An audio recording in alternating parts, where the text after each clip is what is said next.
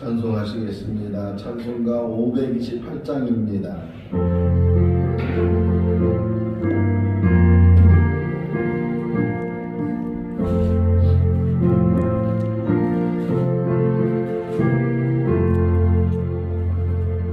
예수가 우리를 부르는 소리 금성 부드러워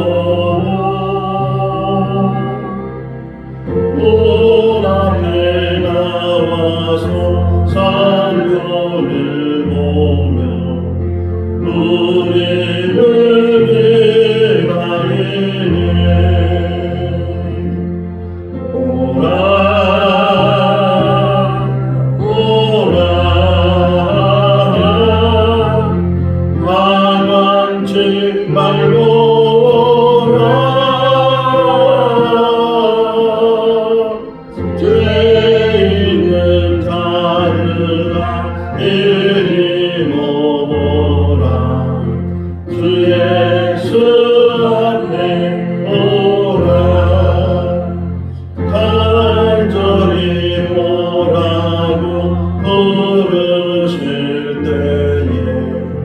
우리는 쟁취하려 주님의 은혜를 메아리 받고 모든 죄하려나. 오라 오라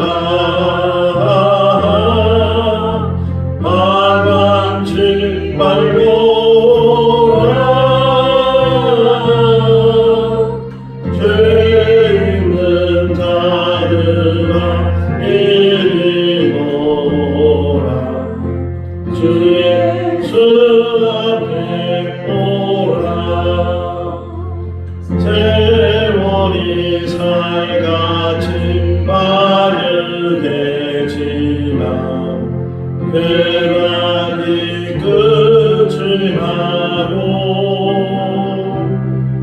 사망의 그들이 너와 내 앞에 끌리며 가리우네.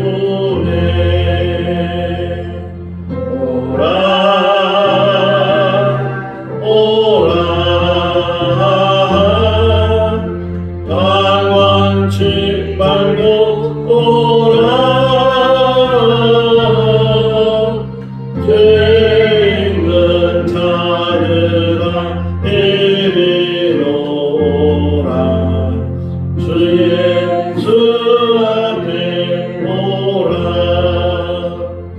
우리를 위하여 예비해 두신 영원한 죄의 있어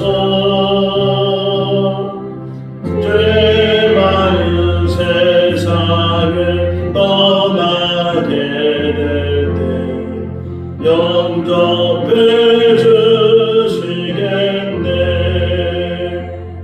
오라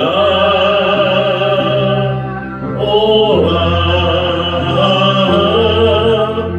말만치 말고 오라. 죄 있는 자들아 이리 오라. 주 예수 앞에 오라. 누가복음 23장 39절에서 43절 말씀입니다. 누가복음 23장 39절에서 43절 말씀. 달린 행악자 중 하나는 비방하여 이르되 내가 그리스도가 아니냐 너와 우리를 구원하라 하되 하나님은 그 사람을 꾸짖어 이르되 내가 동일한 정죄를 받고서도 하나님을 두려워하지 아니하느냐. 우리는 우리가 행한 일에 상당한 보응을 받는 것이니 이에 당연하거니와 이 사람이 행하는 것은 옳지 않은 것이 없느니라 하고 이르되 예수여 당신의 나라에 임하실 때에 나를 기억하소서 하니 같이요. 예수께서 이르시되 내가 진실로 내게 이르노니 오늘 내가 나와 함께 낙원에 있으리라 하시니라. 아멘. 유대인에게 가장 큰 명절은 유월절이고 이 유월절이 되게 되면 이스라엘에 있는 사람뿐만 아니라 다른 나라에 살고 있는 유대인들도 예루살렘에 모여서 유대의 큰 명절인 유월절을 지내게 됩니다. 유월절이 되게 되면 가장 바쁜 사람들이 제사장들이고 또 바리새인들입니다. 종교인들이 많은 사람들이 모여서 이제 제사를 드리고 또 거기에 일주일 이상을 머물게 되니까 그들을 맞이해야 되고 그들과 함께 해야 되고 그러다 보면 유월절이 가장 바쁜 때입니다.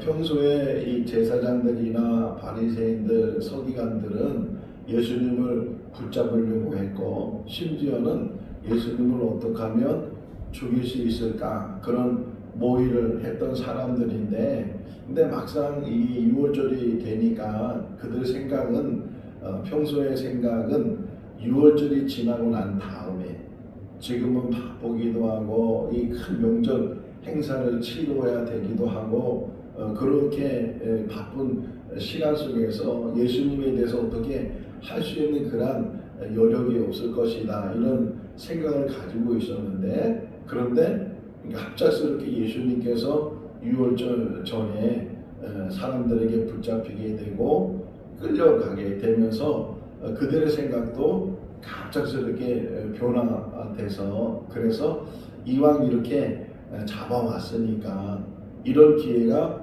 또 없을 수도 있으니까 이왕 이렇게 잡혀왔을 때 뭔가를 빨리 속전속결로 해결해야 되겠다. 그들이 가지고 있었던 그런 계획을 실행해야 되겠다.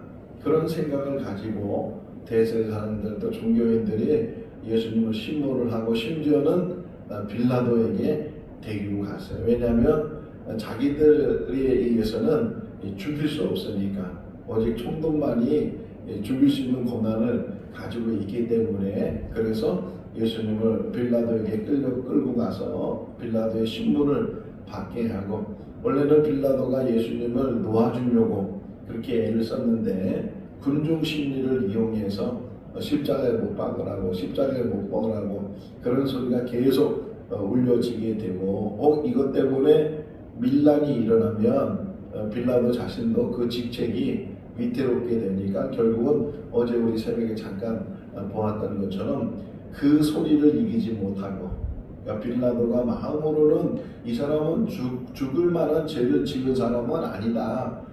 풀어줘야 되겠다. 이런 생각을 가지고 있었는데 이 밀란이 일어날 것이 두렵고 이 소리를 이기지 못해서 결국은 빌라도가 예수님을 십자가에 못 박으라고 언도를 내리고 그래서 예수님께서 이제 골고다 언덕까지 가게 되는데 많은 사람들이 이런 얘기를 하죠. 세상은 우연이 많다. 뭐 길을 가다가도 정말 오래간만에 어떤 사람을 만났을 때 참 우연히 만났다고 이렇게 만날 줄 몰랐다고 그런 일들을 많이 이야기를 하잖아요. 예수님께서 십자가에 죽으시는 일이 어떻게 보면은 우연히 갑작스럽게 생각지도 않고 계획도 안 했던 그런 일들이라고 사람들은 혹이나 생각할 줄 모르는데 그 모든 과정들이 그 모든 진행들이 섭리 가운데 이루어지고 있는 줄로 믿습니다. 그 가운데 하나가 오늘 새벽에 일찍 일어나서 이 말씀을 묵상하면서 갈보리 언덕의 세 개의 십자가 이게 묵상이 됐어요. 그러니까 예수님의 그 십자가의 그 가는 길이 어떤 뭐 여러 가지 진행 속에서 계획 속에서 이것이 추진이 되는 것이 아니고 아주 갑작스럽게 그냥 이 일이 생겨서 그래서 명절이 되기 전에 이 문제를 해결해야 되겠다. 그런 제사장들, 그런 종교인들의 어떤 결심 속에서 이 일이 이루어지게 되는데 막상 갈보리 언덕에 예수님께서 십자가 지고 올라가시니까 그 양편에 두 명의 강도가 십자가 처형을 받게 된다. 뭐 성경에서는 이것을 잘 설명하고 있지는 않지만 뭐 계획 속에서 오늘 이 아침에 이 두 명의 강도를 십자가에 죽여야 되겠다. 뭐 그런 계획이 있었는지 모르지만 어쨌든 예수님께서 그 십자가에서 죽으실 때 원래는 혼자 죽으실 수도 있는데 혼자 죽으시는 것이 아니고 양편에 또 다른 두 개의 십자가가 있어서 그래서 두 강도가 같이 십자가에 매달리게 되는 그런 이야기를 우리가 묵상하는데 두 사람은 설명하기를 강도라고 그랬어요. 그리고 두 사람은 십자가 처형을 당할 만한 그런 죄를 진 사람들이 공통적인 게 양쪽에 있는 두 사람이 또 마가복음 15장에 보게 되면 이 두 사람이 처음에는 예수님에 대해서 욕을 했다는 표현이 나와요. 그러니까 두 강도가 그냥 워낙 고통스러우니까 그러면서 뭐 자기들도 풍월에 들었든지 아니면 예수님 말씀을 직접 들었는지 잘 모르겠지만 여기 그러잖아요. 지금 오늘 본문에서도 당신이 그리스도면 당신하고 우리를 구원해 달라고 이런 표현을 하는 거 보면 어쨌든 예수님에 대해서 어느 정도 지식적으로는 알고 있는 이 두 강도가 그 고통 속에서 예수님에 대해서 이제 욕을 하게 되고 비방하게 되고 이런 상황 속에서 지금 계속 십자가에 매달려 있는 거예요. 자, 그러면서 한편의 강도가 예수님을 향해서 오늘 39절이 그 말씀이잖아요. 하나가 비방해서 조롱하고 비방하고 또 하나는 그러는 가운데 살고자 하는 욕심이 있는 거죠. 살고자 하는 그런 욕심이 있어서 이 고통 속에서 해결할 수 있다면 당신이 정말 그리스도라면 그러면 당신뿐만 아니라 우리들도 이 고통에서 지금 우리를 해결해달라고 이 고통을 당하지 않게 해달라고 그렇게 저주하면서 비방하면서 한편의 강도가 이야기를 해요. 자, 근데 이 또 한편의 강도가 언제 그 마음이 돌변했는지는 자세히 모르지만 처음에는 똑같은 마음을 가지고 예수님에 대해서 저주도 하고 비방도 하고 욕도 하고 그랬던 사람이 갑작스럽게 돌변을 하죠. 그러면서 이 비방하는 강도를 향해서 말하기를 야, 우리가 이렇게 십자가에 죽는 것은 당연한 일이다. 보응을 받는 것이다. 상응한 그런 나쁜 짓을 했기 때문에 이렇게 십자가에 죽을 만한 일을 했기 때문에 우리가 이렇게 죽는 거지만 그러나 저분은 저 가운데 계시는 저분은 그분이 옳지 않게 행한 일이 없다. 아멘. 어떻게 그렇게 또 말하는지 예수님에 대해서 그러니까 저분은 십자가에 죽을 만한 죄가 없는 분이고 저분이 행한 일은 옳지 않은 일이 없는 그런 일을 하신 분이다. 이렇게 이야기를 하는 거예요. 야, 그 마지막 순간이거든요. 이제 조그만 시간이 지나면 죽을 수밖에 없는 아니 그 사람은 죽는 것이 아니고 예수님도 죽고 그 양편에 있는 강도도 죽고 다 죽음이 가까운 시간 그러니까 코앞에 있는 시간이에요. 그런 시간 속에서 한 사람이 돌변을 하고 한 사람이 예수님을 향해서 저분은 죽을 만한 죄가 없으신 분이시다. 그러면서 그가 다시금 예수님을 향해서 말해요. 당신의 나라에 임하시게 되면 굉장히 중요한 말을 이 강도가 해요. 당신의 나라에 임하시게 되면 나를 기억해 주십시오. 빌라도가 예수님을 신문할 때 나는 권세가 있는 사람이다. 너를 내어줄 수도 있고 너를 죽일 수 있는 권세가 있는 사람이다. 빌라도가 이렇게 자신의 어떤 지위를 권력을 이제 자랑하고 과시를 했을 때 내 나라는 이 나라가 아니라는 거예요. 내 나라는 그 권력도 하나님이 주시는 것이고 나는 내 나라 하나님 나라 그 나라에 대해서 예수님이 말씀하셔요. 아 근데 이 한편의 강도가 그 마지막 죽음의 그 코앞에 둔 그 순간에 그가 고백하는 거예요. 당신의 나라에 임하게 됐을 때. 요한계시록을 보니까요. 어린 양 혼인잔치 이야기를 하면서 그 어린 양 혼인잔치가 어디서 일어나는가? 그와 그 그리스도의 나라에서, 예수 그리스도의 나라에서 아멘. 혼인잔치가 일어나게 됩니다. 성경 하나 찾아볼까요? 어디서 우리가 항상 같이 있는가? 데살로니가전서 4장 한번 볼까요? 데살로니가전서 4장 17절 말씀. 우리의 믿음이 여기에 있어야 될 줄로 믿습니다. 데살로니가전서 4장 17절 신약성경 331조 같이 읽어볼까요? 그 후에 우리 살아남은 자들도 그들과 함께 구름 속으로 끌려올려 공중에서 주를 영접하게 하시리니 그리하여 우리가 항상 주와 함께 있으리라. 할렐루야. 죽은 자뿐만 아니라 주님이 다시 오는 그날에 살아있는 자들도 다 변화돼서 공중에서 그분을 영접하게 될 것이고, 그분을 영접하기 뿐만 아니라 항상 그와 함께 있을 것이다. 아멘. 그런 나라가 있다. 그런 나라가 이 강도가 고백하기를 당신의 나라에 임하실 때, 당신의 나라에 임하실 때 나를 기억해 주십시오. 이렇게 간청을 하는 거죠. 어떤 면에서는 간청을 했을 때 예수님의, 어제도 제가 설명했지만 얼마나 고통스러운 시간들이 지금 가시면류관에 채찍맞은 거에 그 무거운 십자가 지고 올라간 거며, 또 십자가 골고다 언덕에서는 이 양손에 박힌 못, 또 양발에 박힌 못, 이것이 찢어지면서 이 매달려 있는 상황이 얼마나 고통스러워요. 그런 고통 속에서 지금 저들의 죄를 사해달라고 말씀하시고, 그리고 이 강도와 더불어서 이제 말씀을 나누시는데, 한편의 강도가 간청을 하는 거예요. 당신의 나라에 임하실 때 나를 기억해 주십시오. 이렇게 간청을 했을 때 주님께서 서슴지 않고 말씀하셔요. 오늘 내가 나와 함께 낙원에 있을 거다. 아멘.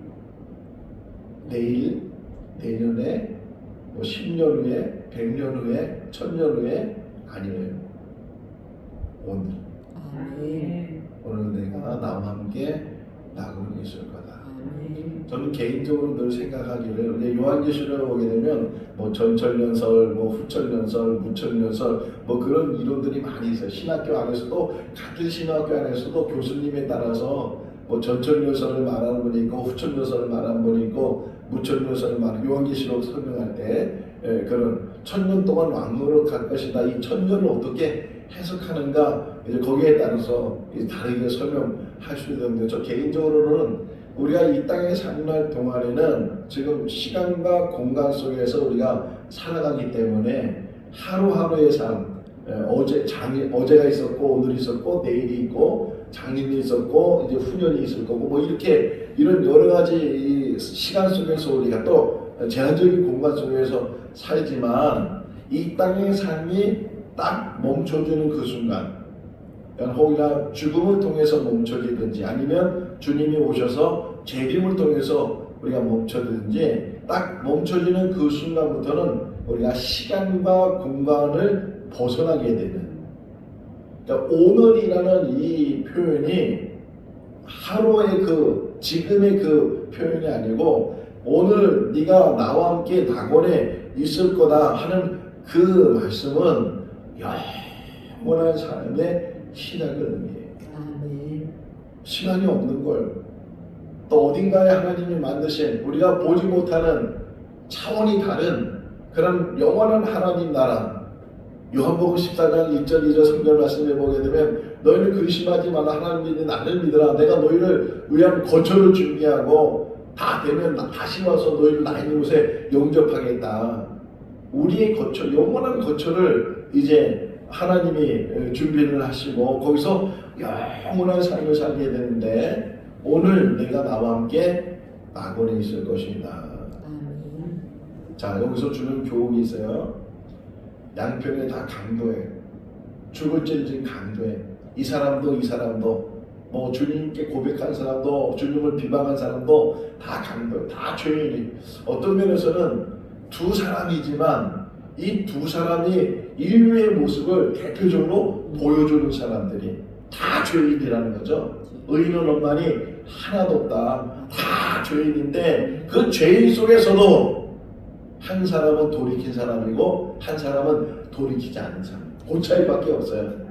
죄가 없어서 구원받는 것이 아니고, 죄가 없어서 천국 가는 것이 아니고, 죄가 없어서 낙원에 가는 것이 아니고, 오직 예수 그리스도를 영접했는가, 예수 그를 인정했는가, 예수 그의 믿음을 가지고 있는가. 보세요. 이 강도의 이야기가 뭐야? 당신의 나라에 임할 때 나를 기억해 달라고. 그러니까 스스로 갈 수 있는 나라가 아니라는 거예요. 그분이 인정해 주시고 그분이 오라고 했을 때, 오늘 찬송가 528장을 부른 이유 중에 오라 주님이 오라고 부르실 때, 그 주님의 음성을 듣고 주님께서 예비하신 그 영원한 나라에 들어갈 수 있는, 초대하실 때 그 초대를 받을 수 있는 그런 믿음이 있을 때, 그런 고백이 있을 때, 여기 고백하잖아요. 그 비방하는 강도에서, 야, 우리는 죽을 만한 죄를 진 사람들이야. 우린 다 죽어야 돼. 이런 고백이에요. 그런 죽을 죄인인데 그럼에도 불구하고 그 죽을 존재밖에 안 되는 우리지만 간청하는 거예요. 예수님, 당신이 기억해 주시면, 당신이 불러주시면, 당신이 이끌어 주시면, 이 기억이란 단어 안에 그런 말이 들어가 있는 거예요.